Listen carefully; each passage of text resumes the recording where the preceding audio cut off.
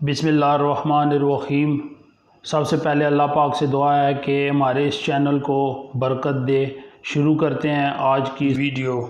اسلام کے ابتدائی دور میں آقا دو جہاں صلی اللہ علیہ وآلہ وسلم مسجد نبوی میں کھجور کے ایک خشک تنے کے ساتھ ٹیک لگا کر وعظ فرمایا کرتے تھے، اور اس طرح آپ صلی اللہ علیہ وسلم کو کافی دیر کھڑے رہنا پڑتا۔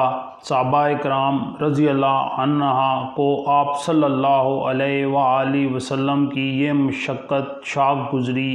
ایک صحابی جس کا بیٹا لکڑی کا کام کرتا تھا، اس نے حضور صلی اللہ علیہ وآلہ وسلم کے لیے ممبر بنانے کی درخواست کی تاکہ اس پر بیٹھ کر آپ صلی اللہ علیہ وآلہ وسلم خطبہ دیا کریں۔ آپ صلی اللہ علیہ وآلہ وسلم نے اس درخواست کو پذیرائی بخشی، چنانچہ حضور صلی اللہ علیہ وسلم نے کھجور کے تنے کو چھوڑ کر اس ممبر پر خطبہ کیا۔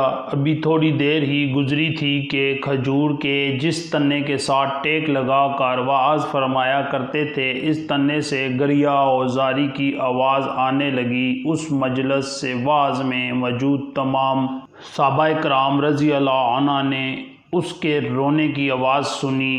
آقا دو جہاں صلی اللہ علیہ وآلہ وسلم نے جب یہ کیفیت دیکھی تو ممبر سے اتر کر اس ستون کے پاس تشریف لے گئے اور اسے اپنے دست شفقت سے تھپکی دی تو وہ بچوں کی طرح سسکیاں بھرتا ہوا چپ ہو گیا۔